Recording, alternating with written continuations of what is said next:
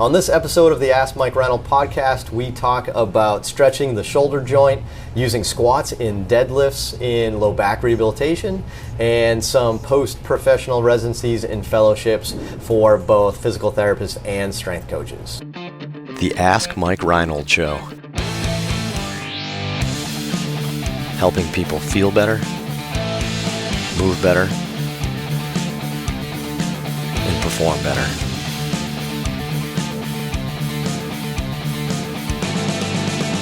All right, welcome everybody. This is, episode 2. Can you believe it's already episode 2? No, man. So episode 2 of the Ask Mike Reinold podcast that we're doing here at Champion PT and Performance.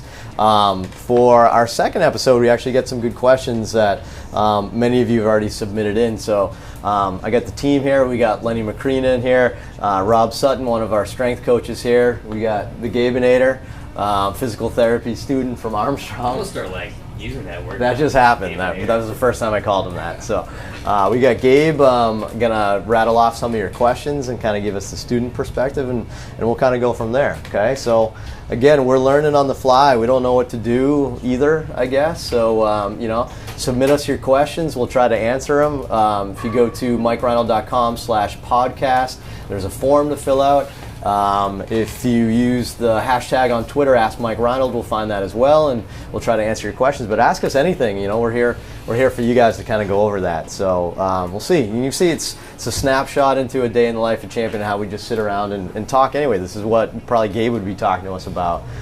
So Lenny's working on someone right now over there. So I mean, it's just kind of part of the process. So what do you guys think? You ready for the first question ever on the podcast? Wired up. Lay it on. It's a special question right All right, Gabe, what do we got? Question number 1. Who's it from? Zeke Maston from Washington's going to start us off. Zeke asks, when is it appropriate to mobilize and or stretch the shoulder into hyperextension like the yoga table stretch, or holding something and moving it into hyperextension? Also, hypertransverse adduction. Sorry. I'm an overhead trainee and would like to know what's happening to the joint structure and soft tissue when these mobilizations are performed, and if they should be avoided or not. All right, did you get that, Len? I think so. Okay. So basically, the person wants to know when to stretch them into hyperextension. Right. So when do we bring them into this direction, horizontal abduction? So I guess when do we stretch the shoulder behind the body? I guess. So right, that makes sense. Yeah. Okay. Personally, I don't do that very often. There's very few people. The shoulder joint is loose. The shoulder joint is a loose joint intentionally to function. So to get into these crazy positions, I've only seen people get worse. Honestly, there's very few people that benefit from that position, in my opinion. You get certain people that may have a tight capsule, you can assess all that, but to actually stretch it to hyperextension, there's very few people that I have to employ that move with for benefit. I don't know, Mike. Yeah, I personally, I don't know the functional benefit of hyperextension, I guess I'd say. But I would say a lot of people probably work on like pec stretching and shoulder stretching like that, like doorway stretches or behind their body stretches. What the intention is, what they think they're getting out of it, and I don't know if it's what they're actually getting. Right. Yeah. It's usually postural based. It's usually like stretch a pec. Right. And then for me, when you do all those stretches, you're torquing the joint versus stretching the soft tissue. Right. So for me, we always say don't torque the joint. Don't torque. Don't be jamming on an already loose kind of to shoulder joint. So I know there's some like self-myofascial, or maybe that's not the right word, but even some self-mobilization techniques now. Use bands to kind of jam them back there and stuff. We don't do any of that. I actually recommend completely against that. I always say don't torque a joint. Work on soft tissue either with self-myofascial release, like some lacrosse balls, some foam rollers. Stuff like that. Usually, if they are presenting what we think is tightness in the front of the shoulder, like, let's stretch it out, there's usually an underlying reason why that's happening. And oftentimes, you start looking at their function, what the repetitive motion is, or you look at the soft tissue that's maybe tight. So you look at lats, posterior cuff, is it an overhead athlete? If it's somebody doing yoga or somebody trying to get in a crazy pose, I can't imagine stretching into. They should be able to get in that position. If they can't, why is that happening? It's usually not because they tighten their pecs, big pec or bicep. You're not getting a good bicep stretch. That's not usually the underlying reason. There's something else going on that's causing that. So I think we're going to do more harm than good. Yeah, and again, good point here. It's not, okay, not only do we not do it, but it's probably not doing what we think it's doing anyway, right. And that's probably not their issue. Right. So I guess the only other thing I'd say, maybe Rob, from your perspective, I mean, sometimes in warm-ups and stuff, people do this. I mean, at Champion here, we don't do a ton of that. I mean, what's your experience been in people that, maybe like we felt were a little tight and we avoided those things, but maybe you did some other things. I mean, were they able to get through that sensation without torquing the joint, I guess is my question. Like,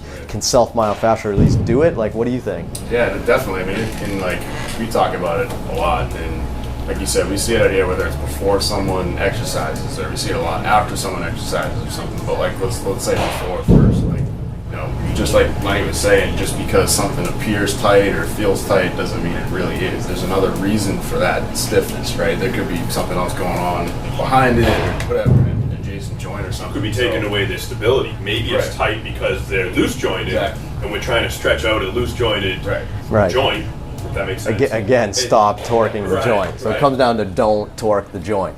And I see too, like, so a lot of times at the end of someone's workout, right, they're feeling tight. They're like, hey, can you, kid last night said to me, like, hey, can you stretch my hamstrings? I'm like, whatever. I said, I'm not going to stretch your hamstrings. I said, but I can try this. Did you yell at him? No. He said, and I just talked to him a little bit why. And odds are, in most of the, most of the population, we see so many youth kids now where they're interleague tilted, they're sitting all day, and they're not, again, they're stiff and they're tight because of an imbalance and not because they need to be stretched. So if we start stretching them, we go in the opposite direction of what they need. So like, I'll usually do a little bit of rolling with like a jugs ball, a baseball, anything like that, just to release some tension in there. And I also, again, depending on the situation, like, I'll tell kids, like, okay, like, it's okay to feel that stiffness, right? That means your muscle's on, it's working, it's whatever. It's not supposed to be like you did nothing, you know what I mean? So you want to feel something, but obviously we'll communicate and we'll find out what's really going on. Right, that's a good point too. It's oftentimes when they feel they're tight, they're not. It's more of a sensation. It's not a shortness thing, it's a sensation thing. So, awesome. So hopefully that answered your question. We'll see. I don't know. Gabe, number 2, what do we got? Radio voice, Gabe. What do we got? 2. Come on, Gabe. All right, Dave from Philadelphia. What up, Dave? What do you see is the role of the deadlift and squat in low back rehab? Okay, all right. So what's the role of the deadlift and squat in low back rehab? So I guess first, let me start off and say the role of the deadlift and squat. Are we really talking about the deadlift and the squat? Because there's really, saying squat, there's so many variations of a squat. Maybe we're talking about what's the role of hip hinge and squatting, versus deadlift and squatting. Because you could do a goblet squat, you could do back squat, front squat. There's so many different ways of doing squats and deadlifts that I would say that makes a difference in what we say. But is there a role? Absolutely. I think squatting and probably even more so deadlift. I think deadlift is a very important role in low back rehab. But let's clarify that and say somebody's not necessarily trying to deadlift 400 pounds for their low back rehab. Maybe they get there one day, but that's not the point. But actually performing a hip hinge and teaching somebody how to hip hinge and pick something off the ground with a deadlift technique, I think that's paramount. I think that's huge. So I don't know, Rob, this is kind of your world with the strength and conditioning world. What do you think? We have a lot of people here that kind of see us for manual therapy and PT as additional working out. How what do you think? Yeah, like what you said too, like perception, right? When people hear squat, deadlift, they think enormous. They think outside of their realm, So it's like super heavy, right? Yeah. Is like squatting 500 pounds, like coming off a low back pain, going to help you? Well, no, but like squatting, like you said, patterning, starting to use, like you said, goblet squats and everything. Right. And like hinge patterns are huge. I mean, a squat and a deadlift, right, are human motions we need to perform every day, whether it's Right. picking your kids up from school, whatever, just anything, lugging Yeah. groceries. How are you going to get that pen off the ground that you just dropped, right? Like, if you don't know how to hinge well, you're probably going to do it poorly. You're probably going to bend your back instead of hinging at your hips, which again shows you it's more, re-education. Yeah, not totally. I mean, and people tend to people tend to squat with everything too, and they're not really using their hamstrings, not hinging properly. So, it tends to get weak. It's just not work. So, I mean, I think again, those are safe patterns that people need to move in. But the perception by people is often, you want me to bend over? I thought I'm not supposed to flex. And you got to educate on, you're not necessarily flexing, or it is safe to flex. Flexion is not a bad thing. Right. But the exercise we're trying to promote is going to be a hip hinge pattern. It's going to get your glutes, it's going to get your hamstrings going. And I used it this morning on a guy with low back issues. He's had a labor repair in his hip. Came to me desperate. It's been 2 years. Nobody's been able to help him. He feels a ton better. And he's doing this stuff on his own. So you got to empower the person to be able to do it. And when he gets here, I'm coaching him. And he needs minimal coaching. He knows how to do a hip hinge. He started off with a little dowel. We're starting off with basic movements. And now we're building up to a kettlebell deadlift. It was a 44-pound kettlebell. It was a 20-kilo kettlebell deadlift. And he's feeling good. And we're progressing along. And first time in a long time, he hasn't had back pain. When you hear that stuff, by doing those types of movements, it's very rewarding to hear that stuff. Right, you're teaching him how to extend at his hip instead of extend at his back. Right. And use the right muscles, your glutes versus your low back. And all that. Yes, exactly. Right. And those movements, right, are big muscles involved, right? And a lot of times with look out there. Austin's pretty crazy too.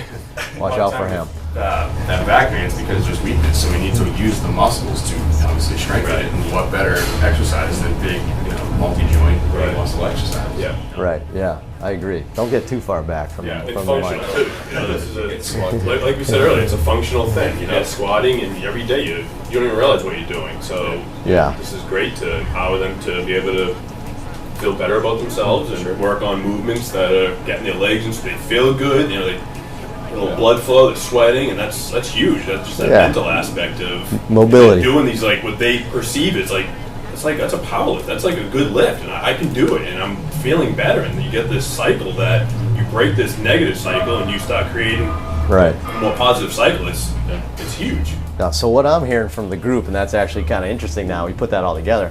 I think the biggest word that Rob said was patterning, right? He said, let's work on the pattern of it. So again, we want to enhance their mobility, we want to enhance their movement pattern for that.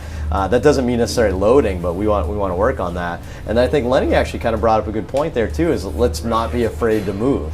Let's actually teach you how to move well versus moving poorly and being afraid to do it. So you actually almost decrease that threat as well and learn that there are safe movement patterns to do. I think that's beneficial on a lot of parts. So yeah, in a nutshell, we do that with everybody here, but just realize there's many ways to skin a cat. So a nice low weight goblet squat's a good way to groove a pattern. A kettlebell or even a pull through type exercise that shows like a hip hinge pattern. I think that's fantastic. To start grooving that, and then you build the weight up over time. So I would say we definitely do it. Right? Yeah. Awesome. All right, we got one more. Let's do 3 today, Gabe. All right, last one here. Clayton from Michigan asks. What's his name? Clayton? Clayton from Michigan. What's up, Clayton? What is some advice that you would give a student physical therapist while they are going through school and when they graduate concerning internships, residencies, fellowships, and etc.? Oh, okay, all right. And I actually think this is a pretty common question. We got this a bunch so far in our question queue for the podcast. All right, so you're a student. I feel like some schools are really I don't want to say pushing, but they're really pushing the residencies and the APTA credentialed fellowships and stuff like that. So I guess I'll preface all this and say I did one. So I did do one as well. So I did a sports physical therapy residency at ASMI with Kevin Wilk and Dr. James Andrews and Glenn Fleissig in the laboratory over there at ASMI. So I did one, but I would say it was very strategic for me. So in school, I knew that one, I love sports PT, and two is I know that I loved baseball, and I wanted to integrate that together with baseball. So, so I sought those guys out because I said, who's the best in the country at this right now? And in the 90s, it was ASMI. So I sought them out and I went to learn from them. So I put myself in a position where I'd learn from the best so that way I could get the exact information I want. What I'm seeing now is that sometimes students, for whatever reason, and I definitely want to get Gabe involved on this one, but students are feeling pressure to just go into one just for the heck of it, like almost as an extension of their school, and I don't know if that's the best way to do it. I think it's a good way to do it. I just don't know if it's as mandatory. So I did it to develop a very specific niche, and I think that's a definitive reason why you want to do it. So I don't care what you like, gymnastics or heck, I don't know, whatever you like. If there's a certain place in the country that's what they dominate in, and you want to dominate in that, then you go learn from them, and I think that'd be a great opportunity. Otherwise, I don't know if it's a need. You're going to graduate your fellowship or your residency, and you're going to just be a staff physical therapist at an outpatient clinic somewhere. I just don't know if you need that extra year. So on the flip side, so Mike and I have taken very similar paths in getting to Massachusetts, or back home to Massachusetts. However, he did the fellowship. I moved to Alabama as a staff therapist, and I just kind of jumped into the program and took some of the stuff that he was doing when he left to go to the Red Sox, and I ran with it. So you just got to you get to position yourself, whether it's a fellowship or a residency or just staff therapy. You want to work for that facility, and it worked out that they were hiring a staff therapist where I could get paid a normal salary, get all the benefits, not have to cover all the events and do everything else that some of the residency programs want you to do. But I was able to just soak it in, just take everything in that I could, and I don't officially have a fellowship. I don't have that under my belt. And then I got my experience, and then I could sit for. And if you're doing this to sit for a board like an SCS or an OCS, I mean, what is it, like a year experience or something like that? I forget how many hours it is, like 1,500 hours, which is basically working a year, which is a fellowship anyway. I did it, I got paid normally, and was able to pay off my loans, help pay off my loans, and not get, because you're paying off your loans, don't forget. Because you graduate school 6 months later, your loans kick in, and now you've taken a huge pay cut to do this residency and fellowship, but the loans are coming in at your reduced salary rate. So you got to keep all that in mind too. And I was able to pay off my loans ahead of time. Yeah. And but still get the experience of ASMI and Wilk and Andrews and all that stuff. Yeah, and Reinold. And Reinold. Just kidding. Sorry. So Lenny was my student. I just always throw that in there. What, 12 years ago? We finagled that there. Known each other since we were born. Don't tell BU that. So yeah, exactly. But anyway. Yeah, that's actually a good point. I took a huge pay cut to do that actually. As a new grad, my salary was low, but I did it for the niche. So that's a good point. So Lenny developed a similar thing, but he used some of my concepts of go to your experts and learn from them and then become one of them. I think that's the key, is become one of them. Right, so that's a big thing. So, Rob, you've done, as a strength and conditioning coach, you've done an internship. You did an internship at Eric Cressy's place, which is unbelievable. Obviously, that's probably one of the top 3, if not 1, in the country where I'd want to go do an internship. But Rob, you did one there. What do you think the benefit of that was for you? Yeah, so I knew, kind of bridging off of like what you guys were saying, in a niche, right? Like where I was told, like when I was like in school or whatever, that like baseball was like one of the hardest industries to get into. Now, whether that's true, I don't know. That was all just kind of conversation and hearsay, whatever. As opposed to other sports, So I've played baseball all my life. It's a huge passion, like the game itself, and then obviously working in it. So I knew, if that's what I wanted to do, that was my passion to, like you said, seek out someone, a place that dominates the field, that is known for, baseball, known for what they do, known for what I want to do and become. So that's why I sought out, CSP, and that was, just an invaluable experience. You know what I mean? I met you there. It was all good stuff. Right. Rob is in my ankle mobility blog post from like 3 years ago as my subject. I needed photos one day and grabbed Rob as the intern. I don't know if we even spoke prior to that photo session, but we got. But yes, that's a good point. So Rob did the same thing as us. So we're getting a little off topic here, but like I guess more important than necessarily doing a residency is follow your passion and follow the niche and go learn from the people in your niche. And I guess you can do that in multiple ways. Gabe, what's your perspective, man? I don't know what they're telling you at school. Like, what do you think as a person in, was it Clayton? Is that his name? So a person in Clayton's shoes right now, how do you feel? I mean, I've definitely kind of went like back and forth with the whole residency program, or sure just work in the field and just get experience that way. In a class lecture one day, he was talking about just getting experience, just getting that. It can not necessarily replace a residency program, but you can learn just a lot just by practicing on your own, not necessarily go through that regiment course. And I've talked with a couple people that do have residency programs, and most of it was you're working 40 hours a week on top of your coursework. So do you really want to put yourself through 70 hours a week of work plus studying on top of tests and everything else? And I mean, I'm definitely torn with the whole just trying to get better at my craft. And do I get better at my craft with doing that residency program, or do I actually get better just by, just getting my feet wet? Right. And good point. Still kind of on that border. I'm kind of leaning towards maybe just getting my feet wet and seeing where it's at, because I do have a lot of student debt. Right. And any time I can like chip away at that and start living a better life financially would definitely be huge in my book. Right. Yeah, that's a good student perspective here. So you can't ignore the finances of this. So that's a good point. So, right, so actually, so listening to you now, so I wonder if it's just best, like, just go work for a year and then kind of figure it out. Figure out if you still want to do it or you want to specialize more. I'd use it as a specialty thing. Think of Gabe's situation. He lives in Georgia. He's going to go do a residency program in Utah. I don't even know if there's a residency program in Utah, but he's going to go to Utah and do this great residency program, but move back. He wants to be back home in Georgia to work. I don't know, maybe he does. Everybody's situations are different. What is that Utah residency program? Is somebody who owns a PT practice in Georgia going to really care that you did a residency program in Utah under so-and-so? What's that connection? You need to know the connections. Will that residency program open up doors for where you want to go? If you want to be a staff therapist in your hometown, I would just take, which I would guess is going to be the majority. You can have your outliers, but the bell curve says most people are going to go back home and be what they want to do.